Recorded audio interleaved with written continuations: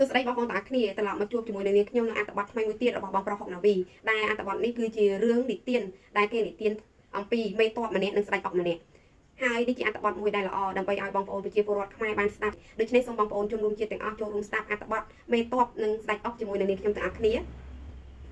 ាគេនិទានថាកាលពីបុរាណមុនពេលមេតបវ័យក្មេងម្នាក់ដឹកនាំទ័ពចេញទៅសមរភូមិដ៏សំខាន់គាត់បានធ្វើដំណើរឆ្លងកាត់ភូមិដាច់ស្រយាលមួយនៅក្រៅដើមស្រល់ចាស់មានបុរសវ័យចំណាស់ម្នាក់កំពុងអង្គុយលេងអុកតែម្នាក់ឯងអ្នកភូមិបានខ្សឹបប្រាប់មេតបថាបុរសម្នាក់នោះគឺជាស្ដេចអុកអស់ជាច្រើនទសវត្សរ៍មកហើយគ្មាននរណាម្នាក់អាចយកឈ្នះគាត់បានឡើយមេតបឮដូច្នេះក៏ដើរចូលទៅគោរពហើយសុំប្រកួតមួយក្តារមុននឹងចេញទៅច្បាំង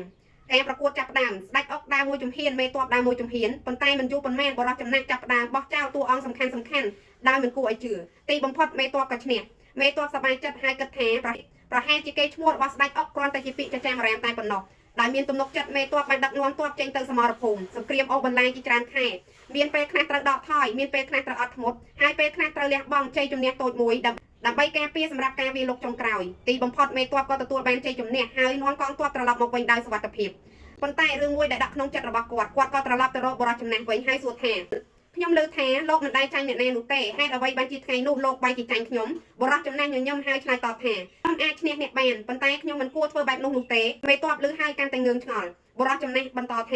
ថ្ងៃនោះអ្នកមិនមែនកំពុងប្រកួតដើម្បីកិត្តិយសរបស់ខ្លួននោះទេអ្នកកំពុងត្រៀមខ្លួនទទួលបន្ទុកអាយុជីវិតរបស់ទាហានរាប់ពាន់នាក់និងអនាគតរបស់ប្រទេសបើខ្ញុំយកឈ្នះអ្នកនឹងអាចបាត់បង់ទំនុកចិត្តលើខ្លួនឯងតែបើខ្ញុំចាញ់អ្នកនឹងមានកម្លាំងចិត្តទៅប្រឈមមុខនឹងសង្គ្រាមការចាញ់អុកមួយក្តារមិនមានតម្លៃធំជាងជួយឲ្យមេតបម្នាក់ទៅបំពេញកាតព្វកិច្ចរបស់ខ្លួននោះឡើយមេតបស្ងប់ស្ងាត់បុរសចំណាស់ក៏លើកតួអង្គស្ដេចឡើងហើយនិយាយបន្ថែមថាក្តារអុកនិងសមរភូមិមានចំណុចដូចគ្នាអ្នកដែលគិតតែចង់ឈ្នះគ្រប់ជំហានច្រើនតែចាញ់នៅទីបញ្ចប់រីឯអ្នកដែលចេះលះបង់ជំហានតូចមួយដើម្បីរក្សាគោលចំហដើម្បីរក្សាគោលដៅធំនោះទើបជាអ្នកយល់ពីអត្ថន័យនៃជ័យជំនះមេតបអង្គក្បាលគោរពដោយក្តីគោរពយ៉ាងជ្រាលជ្រៅថ្ងៃនោះគាត់មិនត្រឹមតែរៀនអំពីការលេងអុកប៉ុណ្ណោះទេប៉ុន្តែគាត់បានរៀនក្នុងសង្គ្រាមជ័យជំនះពិតមិនមែនជាការឈ្នះដោយអំណាចតែមួយមុខនោះទេប៉ុន្តែគឺជាការចេះសម្រេចចិត្តថាពេលណាគួរវាយពេលណាគួររងចាំនិងពេលណាគួរលះបង់ដើម្បីការពារអ្វីដែលមានតម្លៃជាងមនុស្សមានប្រាជ្ញាមិនវាស់ភាពជោគជ័យត្រឹមជ័យជំនះមួយលើកឡើយពេលខ្លះការលះបង់តូចមួយអាចនាំមករកជ័យជំនះដ៏ធំដោយក្នុងសង្គ្រាមដែរមេតបល្អមិនមែនជាអ្នកដែលឈ្នះគ្រប់សមរភូមិនោះទេប៉ុន្តែជាអ្នកដែលនាំកងទ័ពត្រឡប់មកវិញដោយសម្រេចគោលដៅដែលខ្លួនត្រូវការពារបងប្អូនទាំងអស់គ្នាក្រោយពេលដែលបងប្អូនទាំងអស់គ្នាបានស្ដាប់នៅអត្ថបទរបស់មេតបនិងស្ដេចអុកនេះហើយតើបងប្អូនមានគំនិតបែបណាដែរបងប្អូននេះខ្ញុំយល់ថានេះគឺជាអត្ថបទមួយដែលល្អក្រើនរំលឹកដល់បងប្អូនប្រជាពលរដ្ឋទាំងអស់ទឹកចិត្តរបស់កងទ័ពទឹកចិត្តរបស់ទាហានគឺពិតជាមានសារៈសំខាន់មែនទែនបងប្អូនដូច្នេះហើយសូមបងប្អូនជនរួមជាត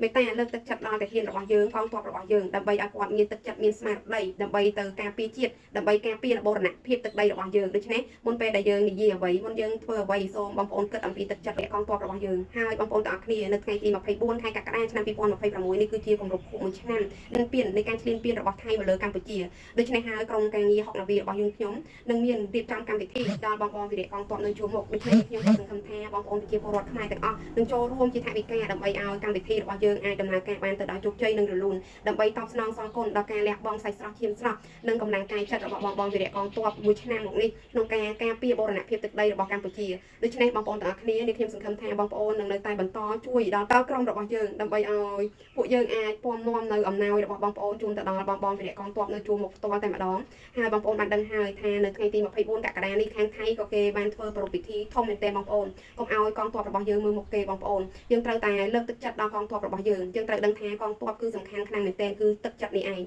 ដូចយើងជាចុះក្រោយមិនអាចទៅច្បាំងជាមួយពួកគាត់បានប៉ុន្តែយើងត្រូវតែលើកទឹកចិត្តដល់គាត់យើងត្រូវតែនឹករលឹកដល់គាត់ពួកគាត់បានលះបង់ច្រើនមែនទែនបងប្អូនយើងគ្រាន់តែចំណាយថវិកា10000រៀល5000រៀលដើម្បីដឹងថាពួកយើងនៅតែមិនបោះបង់ពួកគាត់ហើយនៅតែចងចាំដល់ពួកគាត់ដែលបានលះបង់គ្រប់យ៉ាងដើម្បីតែជាតិមាតុភូមិមួយនេះដើម្បីឲ្យពួកយើងបានទទួលនូវសន្តិភាពយ៉ាងពិតប្រាកដដូច្នេះបងប្អូនទាំងអស់គ្នានេះខ្ញុំក៏នៅតែអំពាវនាវឲ្យបងប្អូនចូលរួមជួយឲ្យកម្មវិធីយើងអាចដំណើរការបានទៅដោយជោគជ័យផងដែរអរគុណបងប្អូនទាំងអស់គ្នាសម្រាប់ការតាមដានទស្សនាវីដេអូរបស់នាងខ្ញុំតាំងពីដើមរហូតដល់ចប់ជួបគ្នាជាមួយនឹងនាងខ្ញុំនៅព័ត៌មាននិងអត្ថបទក្រោយទៀត